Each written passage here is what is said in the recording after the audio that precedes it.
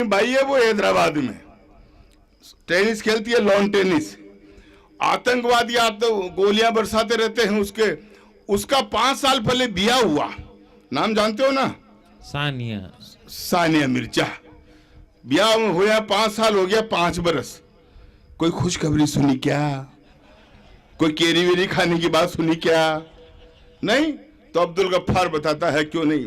कहना चाहता हूं कि, और लिखी मैंने इसलिए कि उसके देवर जेठ आतंकवादी बनकर, उसका नाम है सानिया मिर्जा। उसने अब्दुल गफ्फार को एतराज इस बात का नहीं है कि सानिया मिर्जा ने निकाह क्यों किया।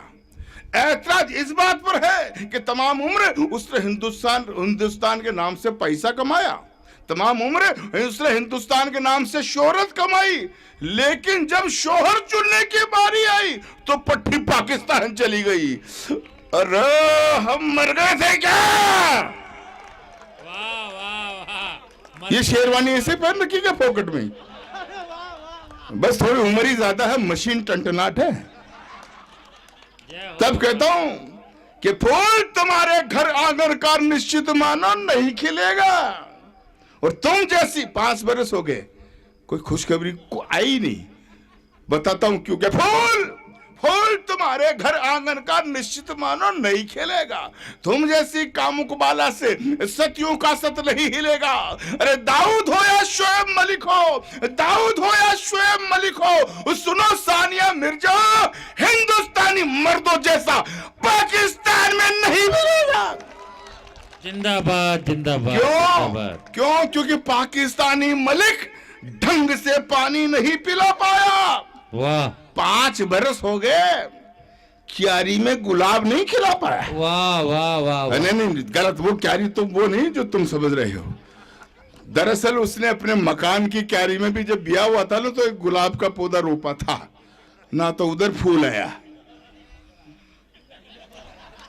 कि फूल तुम्हारे कि पाकिस्तानी मलिक ढंग से पानी, तुम्हारे हित की बात कर रहा हूं, 42 लोगों, पाकिस्तानी मलिक ढंग से पानी नहीं पिला पाया।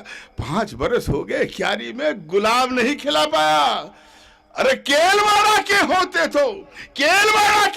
तो हर बात बड़ी कर रख देते, और 5 साल में तो क्रिकेट की टीम खड़ी कर रख देते। तो सुनो सानिया मिर्जा, तेरा चैन सरासर कच्चा था। एक हिंदुस्तानी प्लेयर का नाम लेंगे रे भाई, उछल जाना। सुनो सानिया मिर्जा, तेरा चैन सरासर कच्चा था। अरे शोएब मलिक खटारे से अपना पठान ही अच्छा था। यूसुफ पठान कहां गए अमजद? मैं संशोधन भी कर सकता हूं। सुनो सानिया मिर्जा, तेरा चैन सरासर कच्चा था। शोएब मलिक खटारे से अमजद पठान ही अच्छा था। वाह वाह वाह वाह वाह वाह। और वो जो यूसुफ पठान है ना, जिसका मैंने नाम लिया, उसकी खूबी भी दिखाता हूं कि क्या वो पट्टा बड़ौदा का प्लेयर। कि सुनो सानिया मिर्जा, तेरा चैन सरासर कच्चा था। शोएब मलिक खटारे से यूसुफ पठान ही अच्छा था, क्योंकि यूसुफ पठान बताता है क्या है फर्क हिंदुस्तानी पाकिस्तान में। यूसुफ पठान बताता है कि छक्का कैसे लगता है, और तुम्हारा शोएब बिल्कुल छक्के जैसा लगता है। वाह वाह जिंदाबाद। छक्का समझ गए ना? वही। अरे भाई वारे, गजब कर गया। इस दौर में भी ऐसा सुना। मेरा तो काम ऐसा है, मैं तो जो इस तरह के जो देखो, यहाँ राष्ट्रभक्त मुसलमान तब हजारों लोग हैं, लेकिन पट्टे मीडिया वाले हमें नहीं दिखाएंगे। बिल्कुल। जो एक कोई नकारात्मक बात करेगा उसको बार बार दिखाएंगे। ये अमजद भाई अध्यापक है, स्कूल में जाते हैं, बच्चों में शिक्षा संस्कार देते हैं, भारत माता का जयकारा बोलते हैं, राष्ट्र की अखंडता की बात करते हैं, वफादारी की बात करते हैं, देशभक्ति की बात करते हैं। इनको नहीं दिखाएंगे। लेकिन जो भारत माता के जय नहीं बोले, जो कहेंगे भारत तेरे टुकड़े होंगे इंशाल्लाह इंशाल्लाह, उनको दिखाएंगे। मैंने कहा अच्छा, तो फिर मैं उनको निपटाता हूं जो ऐसा बोलते हैं। एक वो जम्मू कश्मीर की अभी भूतपूर्व मुख्यमंत्री है, क्या नाम है उनका? अगर महबूबा होगी तेरी, मेरे किस काम की। जब मोदी जी ने उसे समर्थन वापस लिया तो पट्टी बोलती है कि अब कश्मीर की घाटी में कोई तिरंगा झंडा उठाने वाले नहीं मिलेंगे। सबने स्टेटमेंट सुना। वो कहती है कि तिरंगा झंडा उठाने वाले नहीं मिलेंगे। हमारा राष्ट्रीय ध्वज तिरंगा झंडा हमारे लिए क्या है, जिसकी बुलंदी के लिए हमारे हजारों सूरमा अपना कुर्बानी दे देते हैं। उस तिरंगे के सम्मान में, उसके अपमान में अगर कोई निर्वाचित मुख्यमंत्री बात करता है तो ये सड़क पर खड़ा होकर ये फातिमा का लाल उसे ललकारने की हिम्मत करता है। बस समर्थन मेरे साथ देना मित्रों। बस मेरी कविताओं की कमी यह है कि मेरी कविताओं का ताला जनता की तालियों से खुलता है। एक तो मेरी थोड़ी तबीयत भी खराब है, थोड़ा अस्वस्थ भी हूं, इन सब से बड़ा हूं उम्र में। कविता में तो ये सब मुझसे बड़े हैं, उम्र में थोड़ा बड़ा हूं, लेकिन आपका समर्थन मुझे दीजिएगा। मैं कहना चाहता हूं कि हाड़ौती के अंदाज से सुना रहे भाइयों, मुझे लेकर दूसरी पंक्ति में उछल जाना, अपन कैसे दकालते हैं। सुनना कि बेशक तेरे पंख लगे हैं, अब के इधर से भी आवाज आनी चाहिए। महबूबा को कह रहा हूं कि बेशक तेरे पंख लगे हैं मगर व्यर्थ मत डोला कर। तो कह रही तिरंगा झंडा उठाने वाले नहीं मिलेंगे यार। अच्छा, कि बेशक तेरे पंख लगे हैं मगर व्यर्थ मत डोला कर।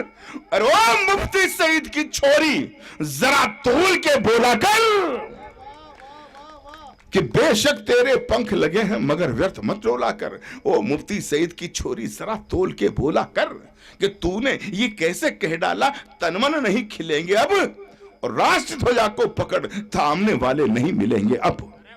वो बोली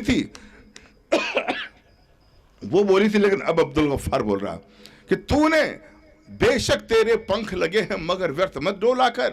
ओ मुफ्ती सईद की एक एक देशभक्त के हाथ जब संकेत कर दूं तो दोनों हाथ आसमान की तरफ जाकर तालियों इतनी गड़गड़ाहट से हो कि जम्मू कश्मीर तक मेरी बात पहुंचे। सुनना कि बेशक जो तिरंगे को मान करते हैं, प्यार करते हैं, सम्मान करते हैं, सब मित्रों का मुझे आशीष मिलेगा कि बेशक तेरे पंख लगे हैं मगर व्यर्थ मत डोला कर।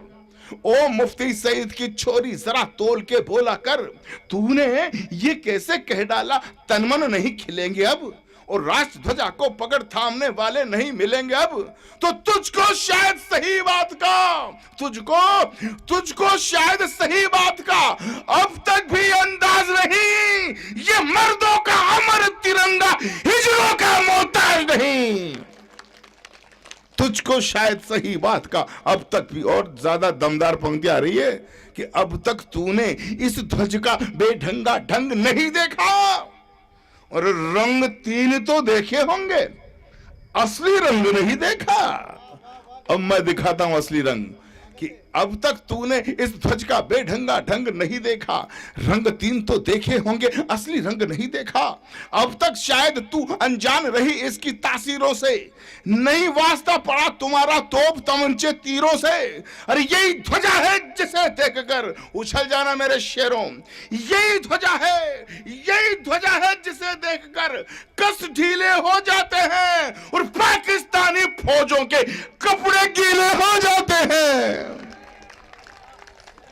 यही ध्वजा है जिसे देखकर कस ढीले हो जाते हैं, पाकिस्तानी फौजों के कपड़े पीले भी हो जाते हैं, कपड़े गीले पीले हो जाते हैं। इसीलिए कहता हूं तुझसे तू सम्मान अदब से कर, राष्ट्र ध्वजा तो राष्ट्र ध्वजा है, इसका मान अदब से कर। वरना जिस दिन ये बजरंगी ताऊ जरा सा खा बैठे, वरना जिस दिन हिंदुस्तानी ताऊ जरा सा खा बैठे, कसम राम की खा करके ये अपना जोश दिखा बैठे, तो फिर ओ महबूबा तेरा सब उचाट के रख देंगे, और जहां तिरंगा नहीं दिखा वो हाथ काट के रख देंगे, वो हाथ काट के रख देंगे।